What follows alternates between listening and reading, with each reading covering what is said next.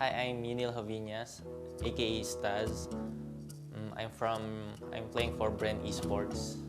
I still don't have a Twitter account yet, so just follow our Facebook page for updates. I'll be creating one when I get back.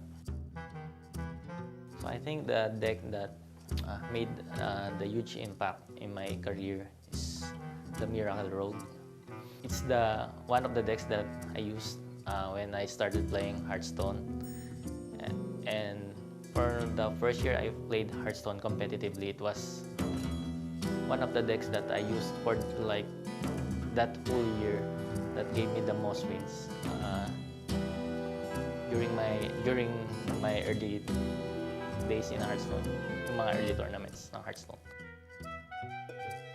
For the Grandmasters, I think what I'm most looking forward to is to be recognized more by people as a professional Hearthstone player. I mean, I think compared to the other players, I'm the most underrated player in the scene. So it's my opportunity to prove myself worthy for this title, which is the Grandmaster.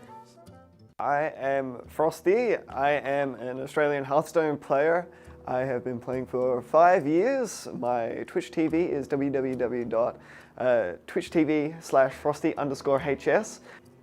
When the change to specialist happened, that really benefited me because instead of having to focus on trying to have a good overall strategy, an overarching strategy to be in many different sort of things, allows me to focus on a deck that I'm very good at and try to tailor my strategy around that specific deck to try to beat certain things. So instead of being a disadvantage, I treat it as more of an advantage. See, if it was just GM overall, I'd have to say my favorite play would have to be PNC. PNC and I are great friends. We met through playing Hearthstone. You know, we've been hanging out through many different events. Started chatting online eventually. Went to Korea, Taiwan, all these sorts of things. Just had a great time with each other. But just in APAC, you know what? I have to say it's got to be Surrender. Surrender is just, there's something just so charming about him. I always just love hanging around Surrender. He's always such a joy to be around, you know. He's just always got a smile on his face. One of the main things that really stopped me from trying to continue in Hearthstone was the fact that I saw the big shift to long hours with open cups. And I didn't really feel like that was a viable thing for me to continue to do. It would be more viable for me to try to continue to work in a different sector or to try to find a different job rather than trying to continue to focus on Hearthstone. But when I got my big shift back into Grandmasters, it was a huge deal and it really allowed me to shift my perspective back into Hearthstone once again.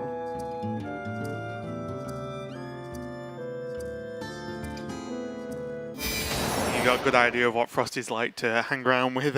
Some of those, I think people refer to them as hero shots. You know, where you're doing like a pose. You'll have done them, of course. But Frosty's just him being him, doing random things as he does like to do.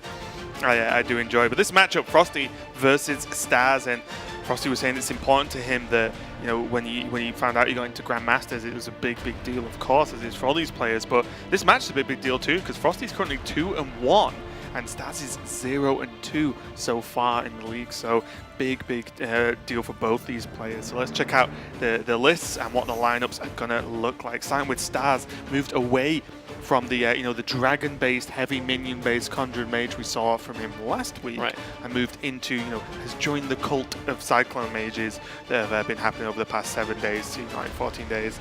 And what do you make of this list? It looks fairly well-rounded to me. Looking at this, it really reminds me of what Bloodfield had in the first match today. A couple of one-ups that are hedging against a few other things, like we see an Ooze in case there's some warriors hanging around, or maybe even a stray rogue, although we haven't seen that in APAC.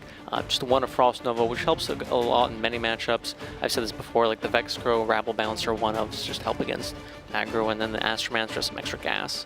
Yeah, it's kind of just the one-off Cyclone Mage build that seems to be, you know, creeping into popularity of just to try and cover all your bases. I think it's just a reasonable summary there, but it didn't really work out too much, too well at least for some of the other players who brought it, maybe a little bit too wide. But the big deal here is Staz is going to be going up against Frosty's Hunter with this list, and again, I think the one-offs are great, just hedging. I've talked a lot about just hedging your bets a little bit in terms of just who you're going to be facing and how to build the list. But the second you just miss one of these one-offs, second you just don't have the Vex Crow early on, or don't hit the Frost Nova against specifically Mech Hunter, it could lead to some little bit of a problem. So that's going to be Staz's list. We'll check out Frosty's list in just a second, but you know, is the big question for me is Frosty.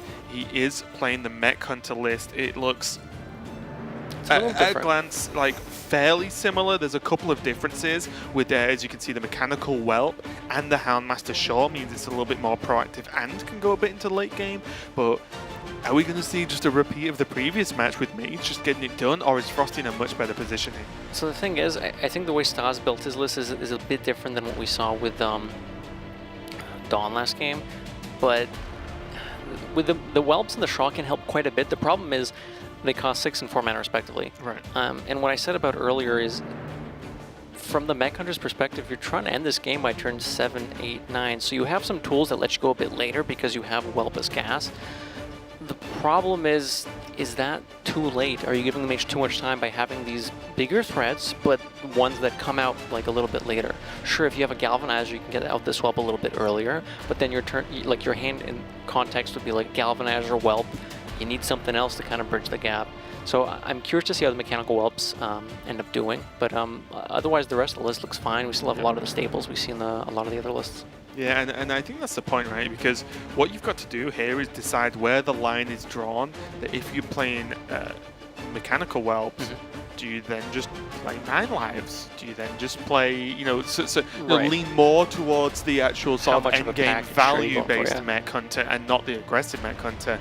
I don't have the answer to that question. I do not know everything, unfortunately, but we're going to see how well these Mech Whelps perform or whether they're even impacted at all in this matchup.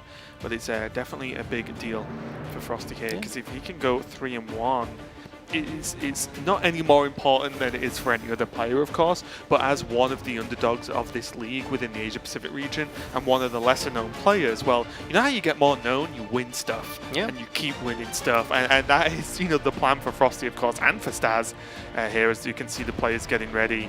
And yeah, we'll see what happens here for Staz. 0-2 down so far, as I mentioned. He has this Mech Hunter to go against, and then he has Tom60229 tomorrow, who is going to be on the Mage, so that's going to be a mirror.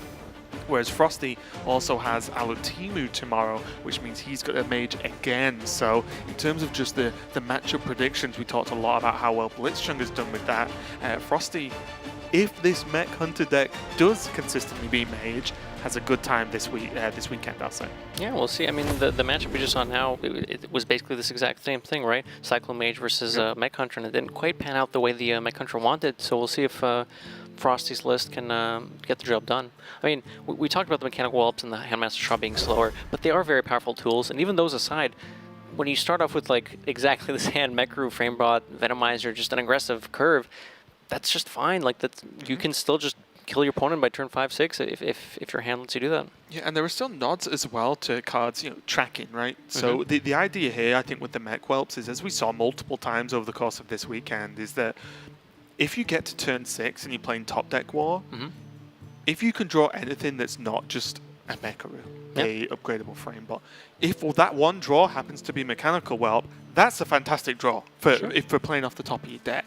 And also, like I said, the cards along the lines of tracking and to a certain extent as well, the Ursatron help just get through to, you know, get through your deck and maybe pick out on cherry pick some of the important ones. But this is a pretty decent opening from Frosty. Just the 1-drop again is available, but all the 2-drops in the world, along with an Ursatron to help keep the hand size decent. Whereas Staz didn't keep anything. He had, I believe, Khadgar, Ray of Frost, and I missed the 3rd card, but I don't think it was an Ooze or a Sea Giant or Rabble wasn't great, is my summary from that. Recognizing there's no weapon removal, there's no Giant in hand, so there's not a huge amount of merit to keeping the Ooze, so he's just saying, all right, throw this out there. try to fit for board a little bit. Probably committing to an Arcane Intellect next turn because, like we said many times before, the Cycle Mage does need a lot of cards together to be able to do stuff. It's very rare it just plays out a Giant and that's it. First of all, you have to have the Giant too. Okay, that's a good one. This now gives Staz an option, and instead of play the Arcane Intellect, just develop the Luna, and hope. The problem is he'd have to hope that Frosty doesn't have any relevant magnetic minions that let him clear off the Luna. Otherwise, the Luna just is kind of wasted. Then you don't actually have any card draw this turn, and then you're already behind on card and board. So it's a bit of a risk. It's incredibly frustrating as well, though, because this board state for Staz is infuriating. He can't kill the upgradable frame bot, it's got too much health. If he kills the Mecharoo without using ping, well, the board looks the same apart from a little skull and crossbones symbol. Yeah. So the odds on, because the odds of the mechs or one mech surviving is 100% this turn, then yeah, and you do have to be wary of the magnetize, right? Literally any magnetic minion here would. He's gonna take the risk. Okay. I mean, I think he just has to, right? I think having the ooze on board helps a little bit too, because even if you do get magnetized, you have some. I mean, a 3/1's not that great because the Mecharoo trades into it, but it's at least something. I do think, like, playing the Luna, I do like way more than the Arcane Intellect that turn, because it's just a minion that Frosty has to deal with, or at least, you know, consciously be aware of, versus, okay, my opponent's got 2 more cards, I'm just going to play more minions. Personally, I would have gone for the Arcane Intellect, but if Staz thinks he's in a spot where he needs to just take a bit of a riskier line, I'm okay with that. I don't think the Arcane Intellect is just 100% of the time, this is the play. Yeah. I think it's debatable. Yeah, and let's look at the benefits though, right? Luna was played, which means Staz has more health, basically, is the outcome of that play once we're at this point. And as we saw in the previous match, stalling your health to buy as much time as possible to have bigger turns, even much later than this, it was valuable because it means you're just that bit more safer. And I guess my thought about the Luna is, you don't draw more cards straight away, but if you drew 2 cards, was your turn 4 going to be explosive anyway? Probably not. The cards would have to be perfect that you drew to have an explosive turn 4. So maybe the stall for now to have a much more likely explosive turn 6, for example, might be worth it. That's fair, but if you happen to just pick up like a Ray of Frost or a Mirror Image, or even just a Magic Trick, then you actually get to do the same thing with Luna next turn, but you get 1 draw off of it. Speaking of which, there is a mirror image there. Yeah, I don't think we're gonna. No, it's gonna help out just because you mentioned mirror images, but it's gonna help out with Sea Giant, right? Yep. I think that's the overall game plan there. Pinking here over Arcane Intellect wouldn't have done too much. You do kill the 4/1, but the Replicating Menace Death Rattle means that 3/1s pop out of there. So you're really only spending 2 mana to reduce the amount of damage you take by 1 this turn. So I do like the Arcane Intellect instead. It's kind of the weird power of Replicating Menace. It's like it's 3 damage twice. So, you know, if you don't clear everything off, well, you've not actually changed the board state at all. You've made a better Sea Giant board. That's about it. It's kind of interesting. Replicating Menace came in a little bit under the radar until Mech Hunter was kind of found. It was like, oh, this is a cool magnetic. I thought it was going to be way better. Yeah. But I also thought mechs were going to be way better than they were. That's true. And they just weren't, well, unfortunately. They're kind of picking up now, but at the start they weren't that all that included in decks. Staz has almost a lot of stuff. With a Cyclone, he could do a bit more things here. With the one of Vexcro, he could be doing some stuff as well. But other than that, you can ping off the 4/1 now. So now you do remove 1 health off the board, like I said before, but it removes, it doesn't remove, it adds extra bodies on the board. So with 5 bodies, the Rabble Bouncer would be then discounted to 2. So you could ping and play the Rabble Bouncer. Yeah, you basically gain mana, right? Yep. You know, you can play the Rabble Bouncer right now, or ping it, remove the damage as you said, and still play it, which is important. Observe and reflect. I don't see anything that much better, to be honest. I think he's considering what happens if he goes ping images and Sea Giant, or perhaps if he can go ping Rabble Bouncer, Mirror Images, Sea Giant. So if he goes ping and Rabble Bouncer, that's 4 mana. There's 5 things on board, 6 with the Rabble Bouncer. Images get you up to 8, so the Sea Giant can't quite play this turn with a Rabble Bouncer no matter how you spin it. So he's considering if he wants to just play the Rabble Bouncer or the Sea Giant, or just neither. I was working out whether you can actually get away with some kind of ping Nova Sea Giant, but it's just not. No, actually, you can't even play Sea Giant this turn. I thought you might have been able to if you ping images, but then you're just off. You're 1 man off playing the Sea Giant. Right. So he's holding off on the Rabble Bouncer, which I think is fine. You're at 24. You have a bit of health to work with. You can try to get it out for a bit cheaper next turn with the Sea Giant along with the Frost Nova, which I think might be what he's going for. So Frosty has an option here to just completely ignore the Banana Foon, take a value trade, or VT if you will, with the Earthtron, or just trade off a couple of Microbots here. And I'd like to see him trade off the Microbots and just make it much more difficult for Staz to get that one Rabble Bouncer or one of the 2 Sea Giants down. Even like 2 Microbots just play Framebot ping, right? Yeah. Ping. Hero power. I won't say ping because it's not mage. So fortunately, first he had a bit of a more aggressive start. And he does have the Mechanical Wallop and the Boomaster Flark. Looks like he might be having an issue. Mouse running out of batteries or something. Oh, if that's the case, a little bit. Note to those at home: do not play with wireless mice. They might look cool. Okay. Looks like he might not be able to get the. Uh-oh. Uh-oh. Frosty's got tech issues. That's disastrous.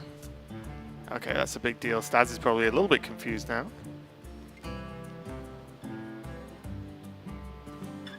And I'm gonna start judging shoulder gestures. I think Staz is typing to find out is everything okay? Question mark, because his shoulders look like a typing motion. He definitely isn't taking his turn.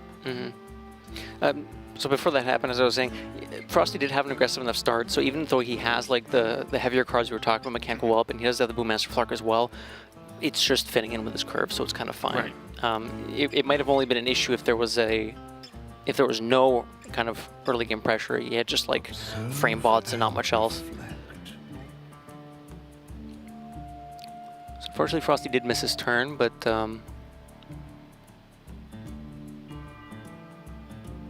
it does mean that the board's left in a state that is a lot easier for Staz to work with his Rabble Bouncer and Sea Giant. Yeah, everything's just better and cheaper. I believe this is we're just gonna find out what's happened with Frosty and what's actually going on there, because depending on the extent of the technical issue, I'm not 100% sure if Frosty recovered whatever the problem was, right. Which means if he literally can't keep playing the game, we need to find out, obviously, and work out why. So we're gonna find out that one for you guys, and I do believe we are just gonna step away and go to a quick break while we find out. So don't go anywhere. We'll be right back.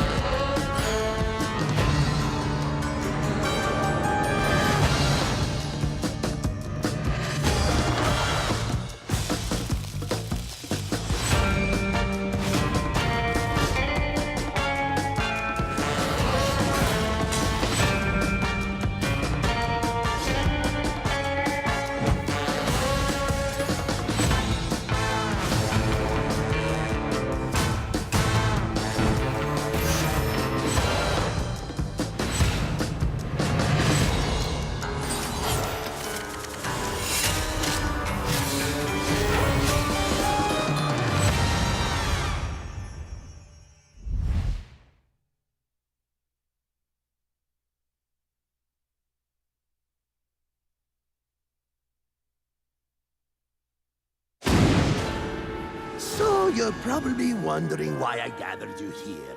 Let me take a moment and break it down. We've been given black eyes by the good guys. Oh, but that's about to change. Those meddlesome mortals who've mucked up our missions will finally feel some of our pain. You see, I have a devious plan that requires a demonstrative fist, and each of you will have your dreams come true as a fiendish finger of peace. What? All right, let me try this again. Alone all our dreams went. Kaboom! Yes, but united we'll take the candle. no thing bigger. I'm seeing what you want to do. Let me hear it. We'll come together so we can dismantle. Now here's the plot to capture your greed and intrigue. We'll take Dalaran for all that it's got. As we form an evil league.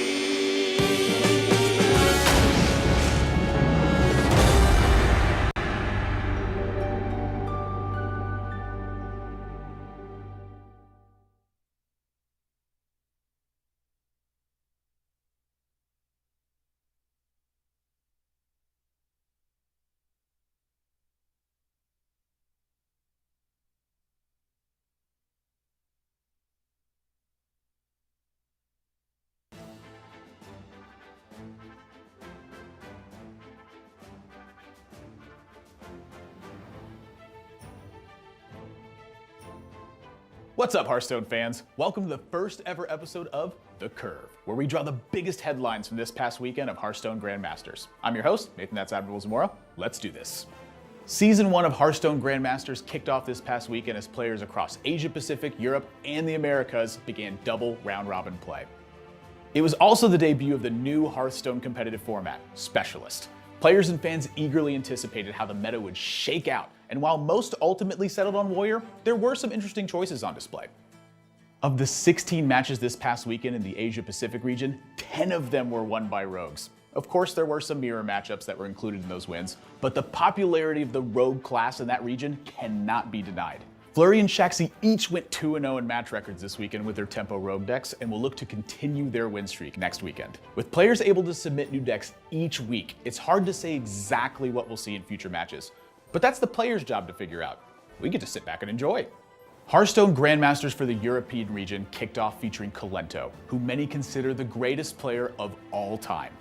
Kolento dispatched Boar Control in the European Grandmasters in his final match on Sunday to finish the weekend 2-0. He joins Cloud9 teammates Dawn and Flurry, who also finished their inaugural weekends undefeated for a perfect 6-0 match record.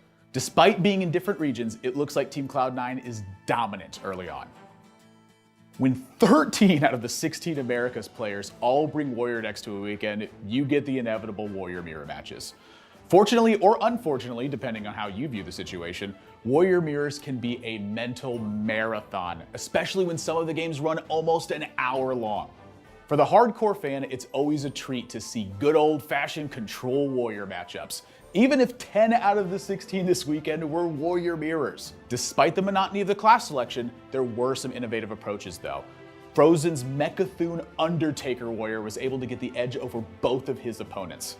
I don't know if we'll see 13 out of 16 Warriors again, but it will be exciting to see how players pivot based on this weekend's past results. If you can't beat them, join them. In this week's meta moment, we have to highlight Cyclone Mage. Despite only a 50% win rate across Asia Pacific, Cyclone Mage dominated week 1 of Grandmasters in Europe at a perfect match record. Tice and Phenomeno had no problems dispatching their opponents, despite us the casters wondering if this is even the final form of the deck. Will players continue to conjure up new lists to try to find that perfect storm of cards, or will we start to see some counters in week number 2? If you miss any of the Grandmasters action, you can always check out our VODs on the Twitch page, twitch.tv/playhearthstone. Don't forget to follow us on Twitter, Facebook, and Twitch. Grandmasters resumes this weekend, and in China, they have already begun the Gold Team Championships. That's it for us. We'll see you in the tavern. The cards see a heart that is stony and a totem that's all kinda bony. This witch in such danger will soon be no stranger, 'cause she's gonna be our new crony. We welcome you into this room, and we promise your enemies doom. Just one more who's coming. The last one I summon is a fella who makes things go boom.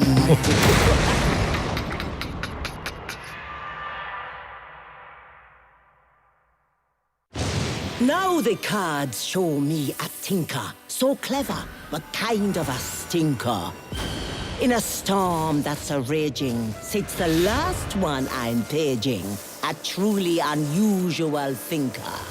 All bots are now gonna go boom, but still, you shouldn't assume that I've made this selection on my own direction. No, indeed, let's be clear. I have brought you all here, and now you're all in. It is time to begin.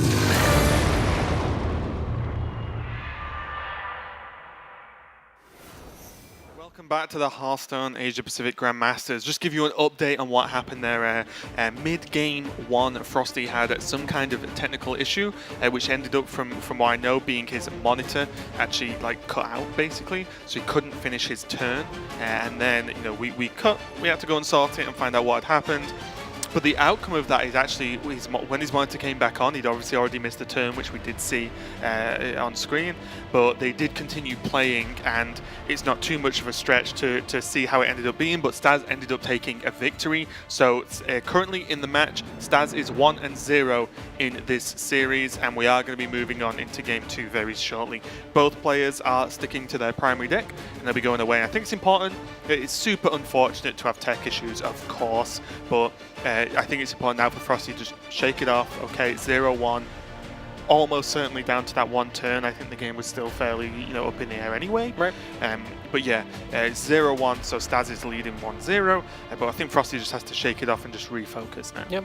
Tech issues happen, mistakes happen, and it's important to be able to just cut out and say, all right, let's focus on the rest of this, and we'll worry about the rest, the issues later. Yeah, you can't change anything now, right? That's just the way it is. And just a note though, for players and anyone competing in tournaments and stuff, it wasn't Frosty's mouse, but you should have a spare mouse on your desk ready, because that's the one thing that you, along with a monitor, I guess, that you really need to actually, you don't need a spare keyboard, right? You can actually make it work with just the mouse. So keep a spare mouse, even if it's just a cheap one. It doesn't have to be fancy. You can just plug in and carry on afterwards anyway. Just a special extra tip there, because I don't know about you, but things break, and that's just the way it is. I have tons of stuff that breaks all the time. I have to buy new peripherals and stuff on a constant basis, mainly because I spill drinks on them more times than not. But let's just go over this matchup again. Obviously, we didn't get to see the end of that game. Right. But is it both players sticking to their primary? So the tech card's not really coming into play. The secondary and tertiary decks aren't being used. What do you make of this? Right. Well, in Frosty's other lists, it seems to be a bit more anti-aggro tech and anti-warrior tech. Obviously, that's not what this matchup is, and it looks like he is taking his main list against Mage, which is exactly what a lot of people have been expecting, so that's probably why he hasn't switched off of it. From Staz's perspective, one of his decks is geared a bit more towards what looks like Mage, with some questing adventures and polymorphs, a couple of standalone threats, and also some hard removal for the bigger threats that the Mages do come out. And his other deck, the secondary, seems to be geared towards Warrior, which again, a lot less of now, but he's going to stick to his main list, which is teched a little bit for aggro, and we'll see if that gets him to Game 2. It's definitely interesting to me in terms of Staz's primary list, because he clearly believes against very hard aggro that one Vex Crow, one Frost Nova, one Rabble Bouncer, along with the Astromancer that's in there, and I'm not saying that because it's an anti-aggro card, it's because it's one of the flex slots in the deck. Sure. But just those 3 one-of cards with the general build of the deck anyway is just good enough versus aggro. And this is interesting because we've seen some players have a primary deck that's like double Vex Crow, double Frost Nova, extremely anti-aggro. But Staz believes he can get it done. Yeah, I mean, that's the thing. The deck does a lot of really crazy stuff, and you don't need those tech cards to be able to do some of the crazy things we've seen. The tech cards are just kind of additions that help specific matchups. And while I do agree that Vex Crow would help, like a second copy of Vex Crow or perhaps a second copy of Rabble Bouncer would help a lot, they don't always quite work out. Rabble Bouncer can end up being kind of awkward at times. Yeah, I agree. We've seen it against Rogue, particularly last week, come up a lot, and you end up playing it, and you can't Conjurer's Calling it because you kind of want the taunt, because you're taking a lot of damage, so you end up just putting it on the board. But a 2/7 stat line isn't the best. You can get your opponents can often get value trades in, or if they have hard removal, it gets cleared and they still push phase. So I don't hate not having 2 Rabble Bouncers, because I feel like it can get awkward at times, but I would have liked to see maybe an extra Vex or something. Honestly, what surprises me the most about the Mage list this week, the anti-aggro techs aren't Dart Frog. I think Dark Frog's That's true, right? very well situated right now to deal with a lot of the aggro decks. Even if you put it as simple as just its stat line, it's just decent. It's just okay as a 2-drop, along with all the crazy spells you can get and the board plays it can create. But let's get away from that. None of that matters in this game. Frosty 0-1 down, going to be on the Hunter on the bottom there, and Staz on the Mage, currently leading in the series.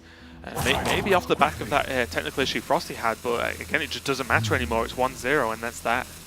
Tracking coming out from Frosty, deciding if he wants something a bit more mid-rangey, like turns 3-4, or if he wants to pick up the missile launcher for the potential powerful Venomizer turn later. It looks like he does go for the missile launcher. He does have a 2 and a 3. Replicant Menace I would think be that's terrible, it, right? but He's got the hand that gets him to turn 6 anyway, so why not pick the more valuable one?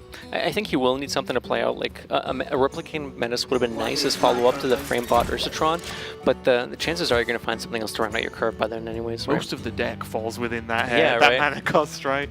Especially you've got like what, 1 to 2 turns to draw anyway. Yep. Staz has the option to go Banana Buffoon or Arcane Intellect here. He does go for the Banana Buffoon, tries a bit more board-oriented of a play here, and I don't hate it. It's not super likely Frosty's gonna magnetize the upgradable Framebot.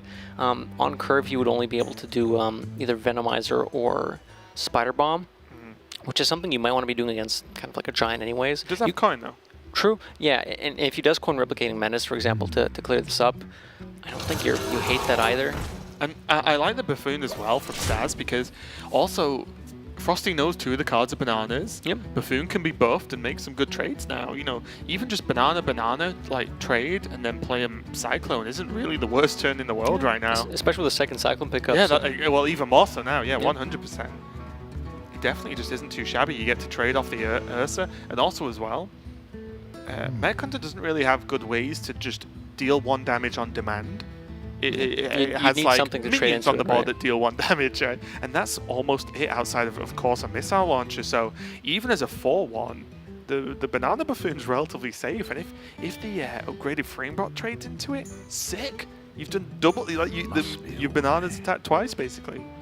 Bomb Toss isn't in Frosty's list, and we actually haven't seen it a lot in any of these Mech Hunter's primary lists. It's something that was included a lot more on Ladder, but people kind of figured out that maybe it's not quite the best addition of the deck. Yeah, it is Kill a Thing, Spawn a Thing. It can go face as well for 2 damage, but I think people are opting for more like heavier tempo cards. Yeah, they just want to play a minion every single turn. Yeah.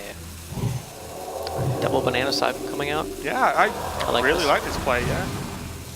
And he got, okay, 1 mana Killer Thing next turn. Perhaps. Works with Vexcro too, depending on what Frosty develops. This could be a very powerful turn for Staz, sorry. Frosty picked up a Galvanizer, and this is kind of, I've spoken in previous games how I kind of don't like when players are using Galvanizer when there's only a couple things in hand. This is a great hand to Galvanizer, right? Opposite. Like this is 2 mana 1/2, but you just got 5 coins basically. And also, most importantly, look at this now where Mechanical Whelp next turn, and then you have 1 mana Venomizer, 5 mana Launcher. Boom. So if you ever get in trouble, that combo's just cheaper, Yeah, which is significant. Like 2 mana is a lot of mana. That is basically Frosty being able to press an extra hero power, which is a big deal. Got the emergency kill everything button, so that's good for Frosty. Staz picked up a Sorcerer's Apprentice. Would have loved to have that last turn. Still okay now. I don't think we're going to see it come out just yet. This could also just be a giant turn. He doesn't have Conjurer's Calling to capitalize off of, so he might just say, all right, let's see if you have a Spider Bomb or Venomizer. I think trade Giant, and then next turn you have Vexcro Apprentice, the 1 mana Scorch, a 0 mana Scorch, a 0 mana Mirror Image as well. I think it is 1 mana even with the Apprentice on the board. Oh really? We saw it come up in the game earlier today, yeah. Oh wow, okay. I didn't point it out, stupid but then, okay. Well, no, it's not intuitive. So I think Scorch reads this costs 1, not it's 3 cheaper. Right. Okay. So I think the text it costs 1 overrides the Apprentice's mana discount. Well, okay. Maybe I'm wrong, and No, you schooled me. I'll take it. We'll find out. Oh, if you play Sorcerer's Apprentice this turn or next turn, sorry. So opting to go. Well, that's an interesting card on the left. It just shows up blank on the sidebar.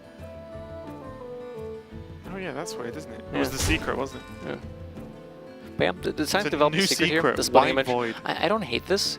To be able to deal with a giant, you do have to often hit into it with either a Spider Bomb or a Venomizer, right? Unless you have exactly Spider Bomb Fireworks tech to activate the Death Rattle. Yep. So I don't hate preemptively setting up the splitting image. It also lets you get a ping in on an extra thing. There's not that much left on board for Frosty. And Staz is at 28, so he can take it a little bit slower to try to get out a bit of a better, I guess, tempo swing. Oh, I'm really surprised he's doing this. I thought you'd just play Mechanical Whelp. The problem with Mechanical Whelp is it's just a 2-2. That's true, but I think like the follow-up of Venomizer into the Missile Launcher guaranteed the turn after. You proc it, you kill anything that Staz plays. Well, the interesting thing about this is with the second Missile Launcher picked up, if there happens to be like an Apprentice Images turn, even with the freeze, if you just jam the Missile Launcher on something else, two missiles pop out and you just clear the board like that. True, yeah. It does mean you'd have to. I guess you don't even have to magnetize it to the bomb. You can set it up separately to just play around Conjurer's Calling. So I don't hate this actually. I don't think the Whelp would have been bad either. But I like using the magnetic now just to push the 4 as well. Yeah. I just like the Whelp being on the board. True. It is because it doesn't have magnetic. Right. You can't stick it to anything for that instant push. And you have to develop the minion at some point. And I think I just like developing the minion when Staz did nothing last turn.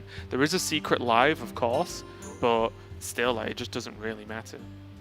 So Frosty punches into it with one of the with the Spider Bomb here. It is going to proc the splitting image.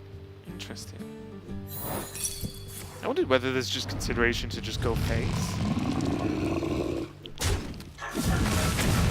Even regardless of splitting image, if your opponent plays Conjurer's Calling, then you just launch a Venomizer. True. Haha, done.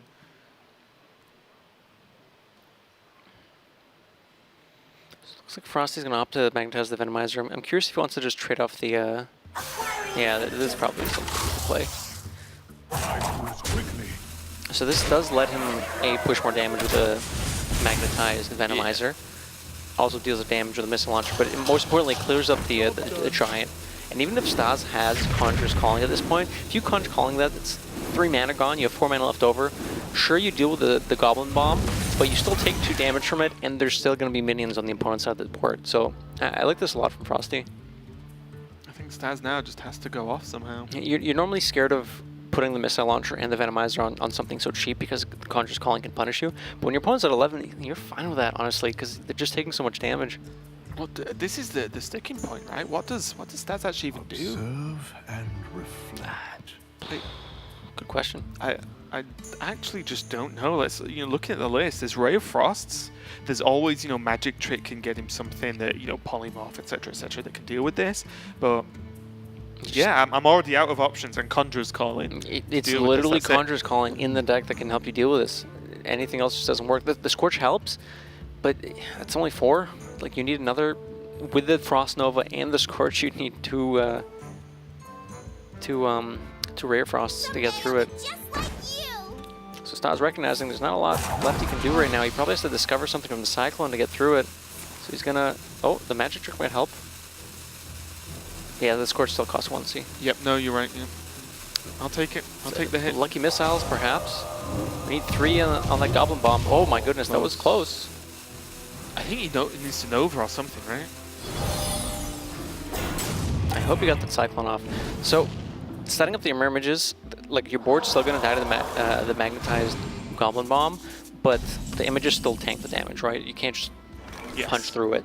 Like, I think Nova would do the same job this turn, but Nova can do a better job in the future. True. Right? Because it can freeze a whole board, not just potentially 2 attacks. Right. One awfully large Goblin Bomb. But now, there is the Conjurer's Calling. There's Frost Nova Snap Freeze too. Right, but it's coming down a little too late now, right? Yeah, but at least it means Staz is not just dead. True, that's right? true. You know what I an mean? answer Like, he for would it. have just died next turn. Or, it's getting a bit closer to Unfortunately, Staz did get the Ice Barrier from that second Cyclone, so there is potential to come back into this game. There's not a lot of health to work with, but there are lines.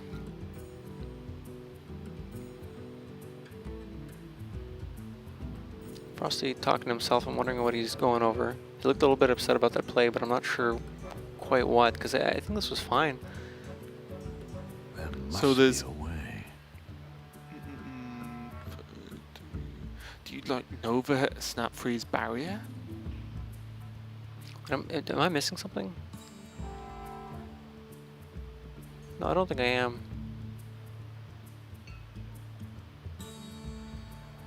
I'm not sure. Frosty just looked upset there. I'm trying to figure out why, because his turn seemed. Oh wait, seemed is the overlay bugged? Because Staz hasn't done anything, but Frosty's minion looks like it can attack. Oh no, okay, we can still see things. So just checking that it was just like nothing happened for a minute, Oh, and no, Frosty no. looked like I he was Frosty looked like he was reacting to something, and nothing was happening. I think it's just. Okay. It is a And little the bug barrier, because yeah. of the. Yeah, because the green, but it's It's fine. Yeah, I do like this play. Unknown entity card type equals invalid. So that is Ice Barrier for those watching at home. Yes, it is. Yeah.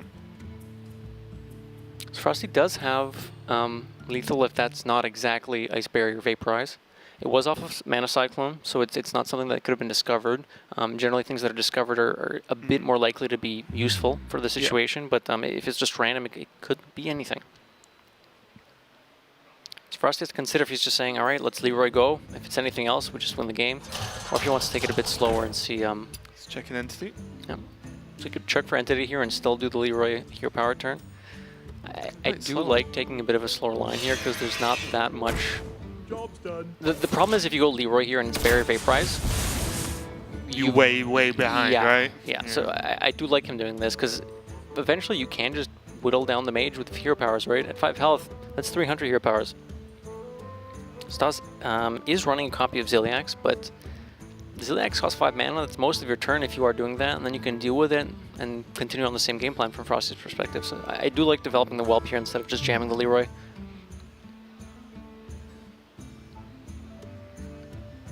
Does Staz have to go for 2 drops that can help him? I think he's going for 2 6 drops. Okay. Stegotrons are pretty good. Violet Wardens are pretty good. Black Knights, not so much. Not quite what you're looking for. I mean, don't get me wrong, does stuff, but So there's 11 damage right now. yep. Frosty gets the knowledge that it's Ice Barrier, so he can preemptively just play Boommaster Flark. Well, with Boommaster Flark, you might fill up your board. So if there happens to be another freeze coming out, then you can't get through. So he has to consider if he wants to play the Boommaster or just take like a really weird Galvanizer pass turn. He's got a bit of a worry as well, because 6 drops have charges in them.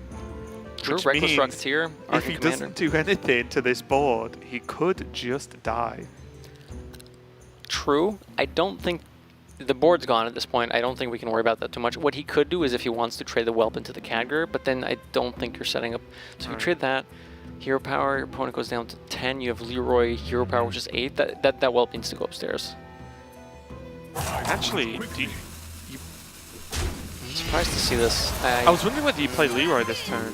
I don't think you play Leroy this turn.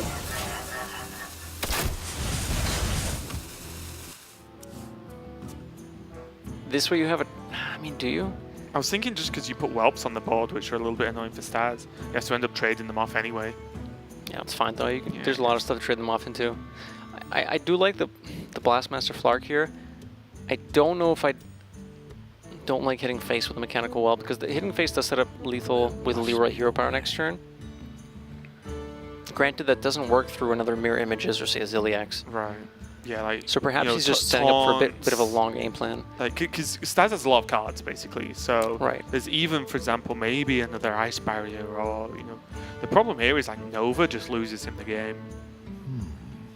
Yeah, That's that would the be issue, 2-2. right? If Frost Nova comes down, he just loses. Yeah. And Frosty's Frost running- is kind of like a Frost Nova. He's running 1, right? He's already Yeah, used it. one Nova. I don't recall if that Nova was from the Cyclone or natural. You know what? At this point, me neither. I thought it was natural, but with the amount of spells we've seen, it's like that could be wrong. It's not a bad pickup. Okay. But, yeah. Freeze out 2 things. One more Ray of Frost would be... Wait. This is huge, right? He doesn't attack. Wait. Ooh. He didn't get the I attack don't with think the I like that Zodiacs. attack. Well, on the... Yeah.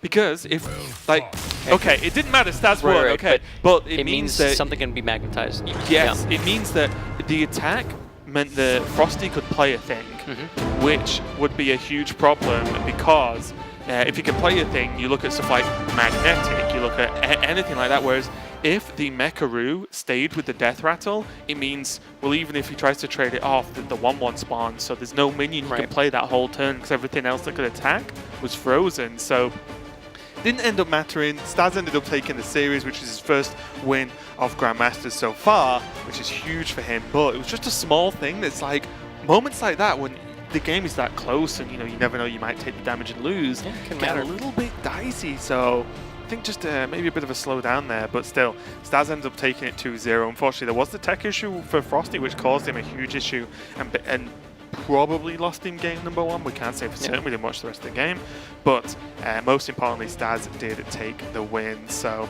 the Mage getting it done versus Mech Hunter, again, not quite the truest of you know, wins because of some other issues, but most importantly, Mech Hunter does nothing wrong with game number 2, and he still suffered, right? It was still a problem. So it looks like, I mean, bringing Mech Hunter to counter Mage might be a bit of a bad matchup in some of the other decks people were bringing, outside of Rogue being nerfed, obviously, but it looks like it's not quite getting the job done, so perhaps we'll be seeing a lot more of, you know, maybe perhaps Range Hunter coming up next week. It's again, we talked about the change from week 1 to week 2, what we expect the meta to change into because of Rogues leaving and Mage kind of become more popular. But I wonder if that continues onwards towards week 3, where we're going to see either less mages or even more teched mages to be able to combat some of the decks that people are coming up with. The thing that's so funny about the same players playing against, you know, more or less each other week in, week out, is that, okay, so people could be, everyone could be like, okay, mid-range hunter's sick.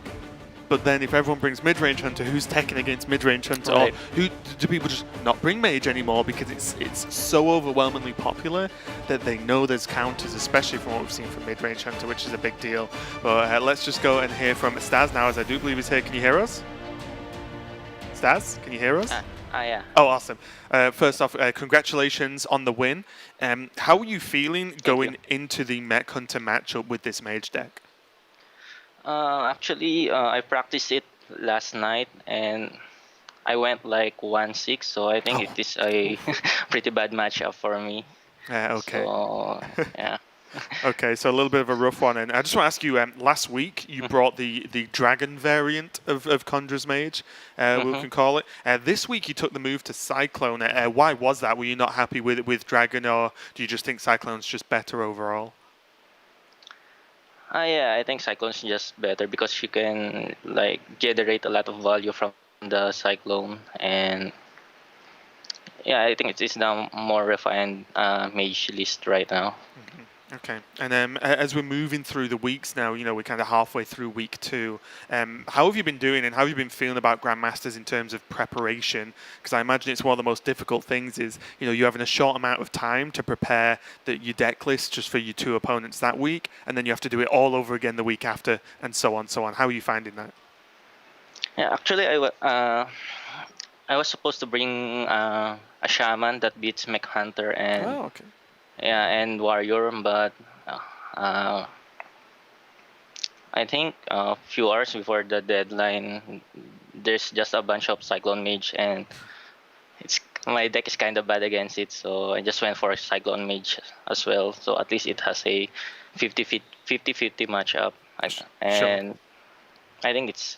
I was also expecting Warriors, so I just went for Cyclone Mage instead. Okay, a little bit of a close call then in terms of deck submission. Is there anyone specifically you've been practicing with and maybe helps talk you in or out of certain decks? Yeah, I'm talking to Chalk, Karakute, and Big Mac. They give me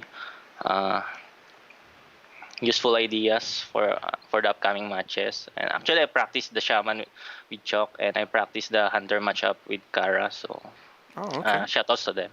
Okay, awesome. So again, just congratulations on getting the win in this series, and we'll be speaking to you very soon. Okay, thank you.